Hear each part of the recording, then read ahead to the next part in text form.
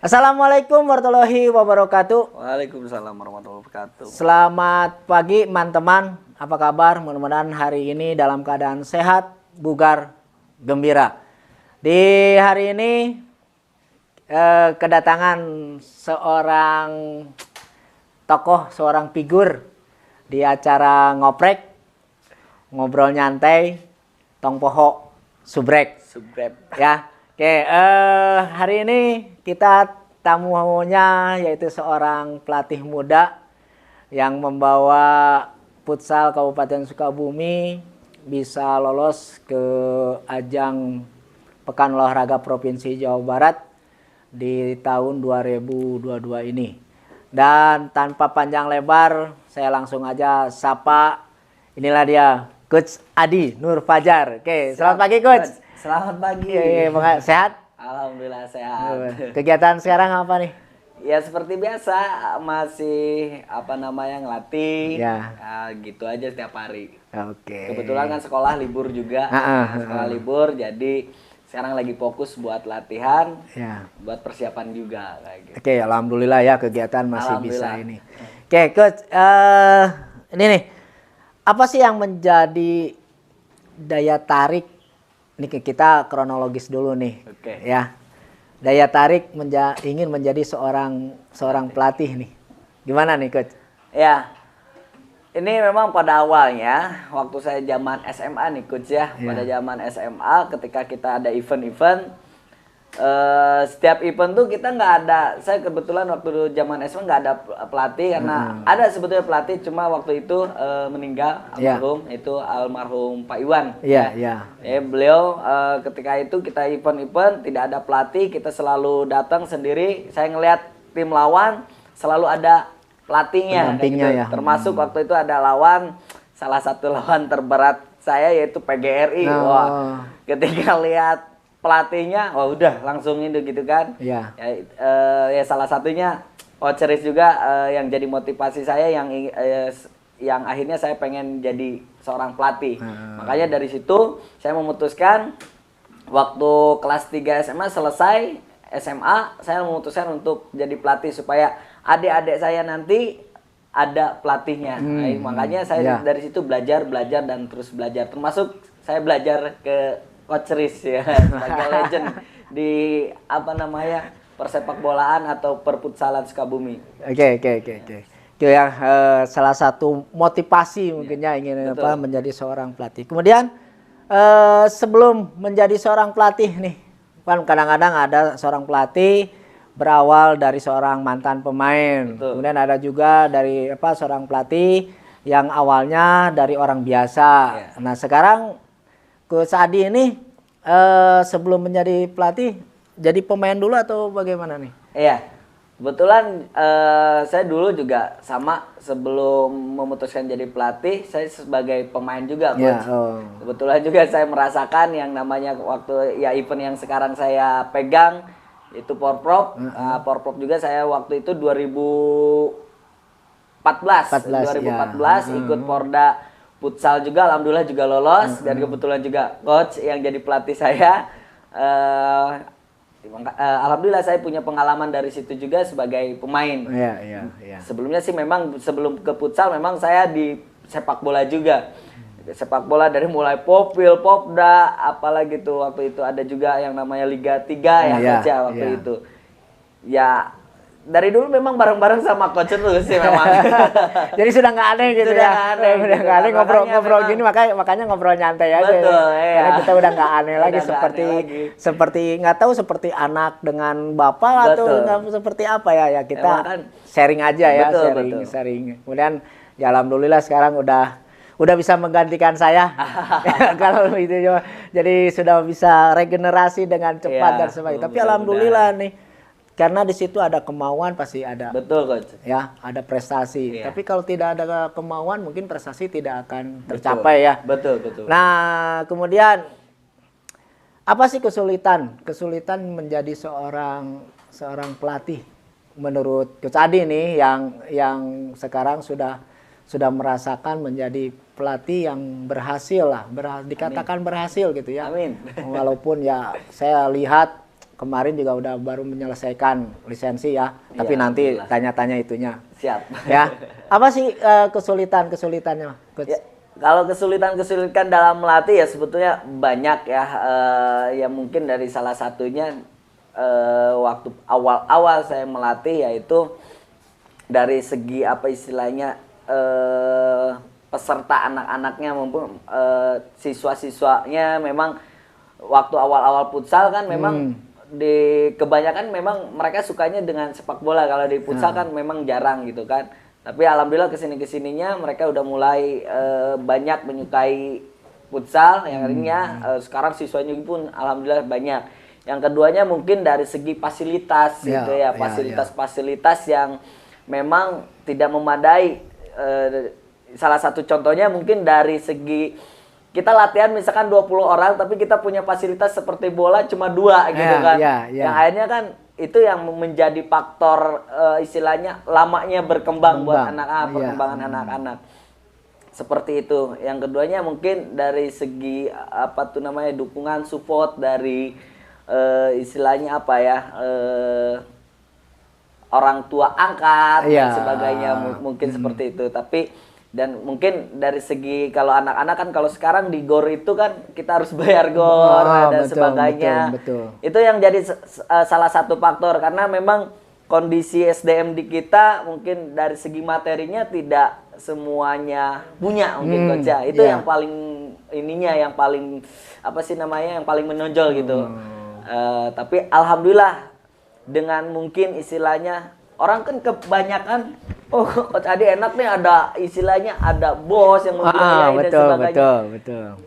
Itu orang tuh nggak pernah berpikir saya awal merintis juga sama kayak mereka gitu loh. Sama kayak mereka kita istilahnya dari awal kita istilahnya uang dari kita untuk dari anak untuk anak lagi bahkan kita juga mengeluarkan lagi. Tapi alhamdulillah gitu kan semakin sini semakin akhirnya saya dan teman-teman rekan-rekan bisa dipercaya gitu. Akhirnya punya bapak angkat dan sebagainya gitu. Jadi kan kadang-kadang mereka melihat dari sekarangnya. Betul. Tidak melihat perjalanannya. Padahal kalau dilihat dari perjalanannya wah banyak yang harus dilalui kerikil-kerikilnya yang harus dibersihkan gitu ya. Nah, tadi berbicara futsal di tingkat pelajar nih. Kalau sekarang kita bicara futsal di tingkat umum. Ya. Ini kira-kira menurut penilaian atau menurut pandangan Coach Adi, bagaimana nih di Kabupaten Sukabumi tentang futsal ini? Apakah pemainnya sudah mulai bisa berkembang ataupun pelatih-pelatihnya sudah mulai bisa bersaing seperti itu? Bagaimana nih Coach? Kalau secara umum Coach kalau secara umum sebetulnya pemain-pemain di Kabupaten Sukabumi kalau menurut saya pribadi buat sekarang ini udah sangat bisa bersaing dan sangat benar-benar berkembang lah. Salah satunya ya dari kemarin waktu di Porprov panitia mengakui yang istilahnya apa tuh panitia yang bagian apa tuh ngecek administrasi itu administrasi beliau mengatakan bahwa di setiap kota selalu ada pemain Kabupaten Sukabumi bahkan apalagi di Putri gitu kan di Putri orang tuh istilahnya melihat di Putri itu pemain-pemain adanya di Kabupaten Sukabumi gitu makanya banyak pelatih-pelatih yang datang ke Kabupaten Sukabumi untuk mencari bibit-bibit pemain untuk dijadikan pemain-pemainnya kayak gitu. Ya, jadi untuk pemain kita udah bisa bersaing sebetulnya. Cuma kelemahan di kita di pemain-pemain di kita itu kalau misalkan mereka udah jadi pemain, istilah dikatakanlah udah istilah kalau di kita apa ya laku tarkam dan sebagainya.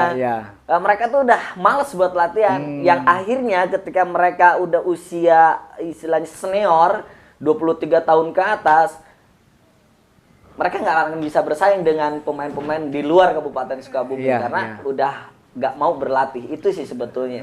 Tapi untuk pelajar dan sebagainya kita bisa bersaing gitu kan, kita bisa bersaing karena pemain-pemain kita benar-benar kualitas lah kayak gitu sebetulnya dari skill individual. Cuma dari segi pemahaman aja yang harus kita perbaiki ke anak-anak kayak gitu, mulai kita masukin sistem dan sebagainya. Kalau dari segi pelatih juga sama sekarang banyak pelatih-pelatih juga di Kabupaten Sukabumi, persaingannya sangat luar biasa, dan akhirnya juga banyak melahirkan pemain-pemain yang istilahnya yang luar biasa lah kayak gitu kan, untuk ya terutama untuk Kabupaten Sukabumi. Jadi pelatih-pelatih sekarang juga udah mulai pintar dan mulai cerdas juga, karena mungkin sekarang udah banyak istilahnya coaching klinik ataupun banyak sekarang di YouTube gitu kan, akhirnya mereka banyak belajar. Itu yang paling utamanya, termasuk dari daerah sana selatan juga persaingannya udah sangat ketat kayak gitu. Ya. Oke, yang perlu diketahui teman-teman, ini Coach Adi ini saya tahu benar nih merintisnya mulai dari nol ya. Betul. Pernah saya katakan, malahan pernah saya marahi pada saat melatih beliau nih, mau milih pelatih ya, atau mau milih pemain ya. Pernah salah ya waktu Porda ya, waktu itu ya masih Porda, saya pernah sempat ini. Ternyata keputusannya emang tepat gitu ya. Sekarang udah bisa menikmati hasilnya. Nah sekarang sebagai ini nih, sebagai pengetahuan juga nih, ilmu buat yang di sana, buat teman-teman di luar sana, sulit nggak sih jadi seorang pelatih, Coach? Betul, Coach ya. Banyak yang menilai bahwa pelatih itu jadi pelatih itu mungkin mudah ya. Banyak sekarang yang udah jadi pemain gitu kan. Saya selalu bilang apa yang pernah dibilang sama coach ke saya waktu masih jadi pemain.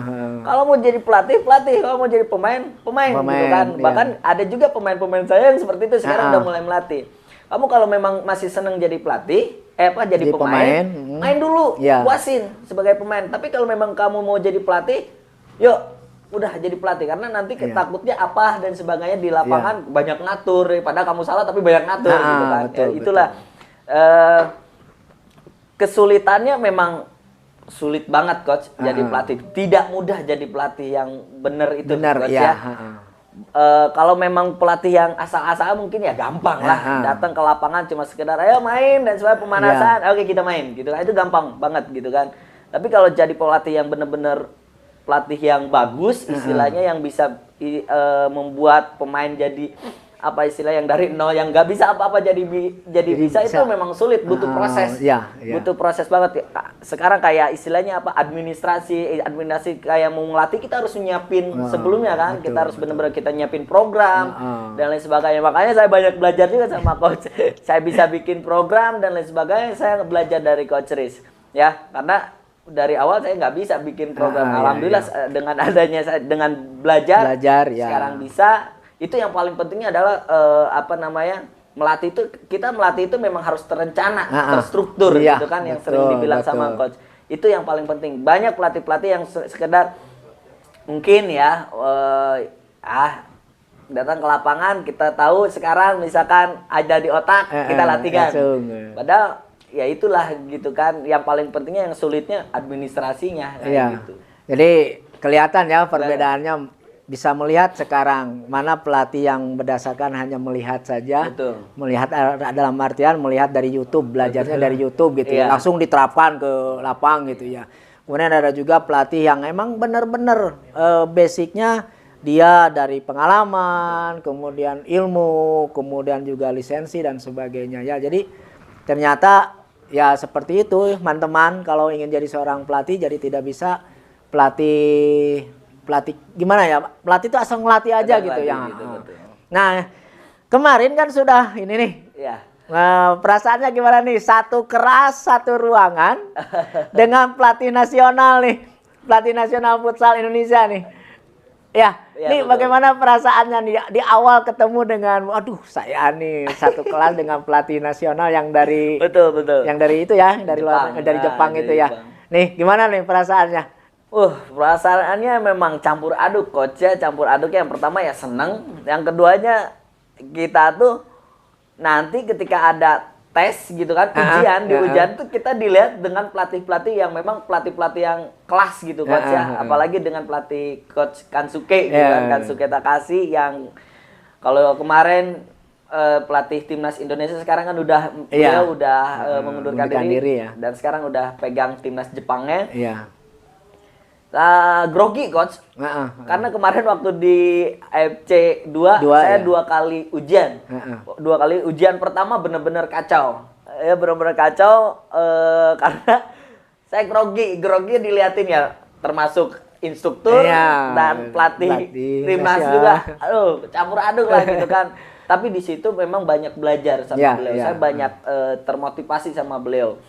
Jadi memang benar-benar kalau memang kita mau jadi pelatih yang profesional ya kita tunjukin keprofesionalan kita. Kalau kita mau belajarlah Iya, yang benar gitu betul, kan. betul. Kemarin salah satu contohnya keprofesionalan beliau waktu di kelas kita mulai jam 1, beliau udah datang 1 jam atau paling telatnya setengah jam sebelum kelas dimulai. Waktu itu saya pengen datang duluan, ternyata saya datang ke kelas duluan, terus udah ada beliau. Nah, itu yang salah satu jadi padahal beliau kan sudah jadi pelatih timnas, udah profesional lah, internasional lah, dunia udah mengakui lah. Betul, dunia udah mengakui. Ternyata beliau memang kalau memang belajar ya udah belajar gitu kan. Jangan sampai kalau bahasa Sundana mah meureun ya coach. Kita mah kabong kena urang teh udah jadi pelatih. Itu biasanya kan. Makanya jadi kita jangan pernah puas dengan apa yang kita punya, itu sih yang paling penting. Iya, jadi dari obrolan barusan bisa diambil kesimpulan bahwa yang pertama disiplin ya. Disiplin. Kita jangan merasa bahwa sudah menjadi pelatih dunia, pelatih yang sudah terkenal, pelatih yang sudah ini, tapi mengenyampingkan tentang disiplin. Ya, betul ya. Betul. Yang barusan. Kemudian yang kedua, kita jangan malu belajar. Iya. Betul ya? Betul. Ya, salah satu contohnya ya yang tadi diceritakan oleh Coach Adi kan, pelatih timnas, dia masih mau belajar di AFC ya, AFC 2. AFC 2 ya. Levelnya udah semakin tinggi nih. Iya. Makanya jangan malas belajar. Makanya saya juga salut ke Coach Adi ya yang tadinya merintis dari bawah, saya tahu benar sekarang sudah bisa di atas saya lah sekarang dan sebagainya. Tapi itu tadi itu ya kuncinya jangan malas untuk belajar ya Coach. Iya, betul. Seperti itu. Nah, yang paling penting. Poin-poin apa sih Coach yang bisa diambil dari sosok? Tadi kan sudah ya. Tadi sudah cerita. Yang bisa diambil dari sosok pelatih timnas yang kemarin satu ruangan itu dari Kansuka itu apa sih yang bisa? Kalau saya kan belum pernah ketemu, makanya saya penasaran nih, pengen nanya. Iya. Apa nih yang bisa diambil nih dari sosok beliau nih? Yang pertama satu ya tadi yang dibilang komitmen dia, profesionalitasnya dia sebagai pelatih itu poin paling utamanya. Yang kedua dia tidak pernah malu untuk belajar dengan siapapun gitu kan. Dia selalu mengikuti apa instruksi dari teman-teman pelatih. Yang ketiga dia tidak pelit untuk membagikan ilmu. Itu yang paling penting. Ada juga kan pelatih-pelatih yang pelit membagikan ilmu gitu kan. Betul. Jadi takut tersaingi atau apa dan sebagainya. Tapi beliau benar-benar saya datang ke sini itu memang saya pengen memberikan sharing sama teman-teman semua. Apa yang teman-teman mungkin nggak paham, mungkin saya bisa membagikannya. Dengan istilahnya beliau tidak menggurui gitu loh, tapi sebagai teman gitu waktu kemarin. Dan benar-benar cara kerja beliau tuh memang benar-benar fokus di dalam satu bidang itu. Karena mungkin emang pekerjaannya seperti itu. Itu yang paling yang saya dapat gitu waktu kemarin. Dan memang istilahnya apa ya, tidak sombong lah, itu yang paling pentingnya. Tidak sombong, dengan siapapun beliau selalu menyapa dan sebagainya. Ada kesulitan waktu itu saya mau ujian, saya bertanya dulu sama beliau, coach gimana ini gini. Oh udah kita belajar sampai dari jam 8 sharing sampai jam 2 malam waktu itu. Gak pernah tidur karena saya memanfaatkan waktu mumpung ada beliau. Ngobrolnya pakai bahasa Sunda tuh. Beliau udah mulai udah pasti ya. Udah pasti bahasa Indonesia ya. Walaupun ada kalau yang mungkin beliau harus ngomong cepat, beliau pakai translator kayak gitu. Pakai penerjemahnya. Alhamdulillah gitu kan. Banyak pembelajaran dari beliau. Ya itu poin-poin yang bisa diambil teman-teman ya. Bisa diambil. Nah, sekarang ngelatih di mana saja coach? Kalau sekarang ngelatih hanya beberapa coach ya, nggak seperti dulu. Iya. Kalau sekarang fokusnya waktu ya. Betul, waktu. Yang pertama sekarang mungkin di Nadera Futsal, Nadera Futsal Academy.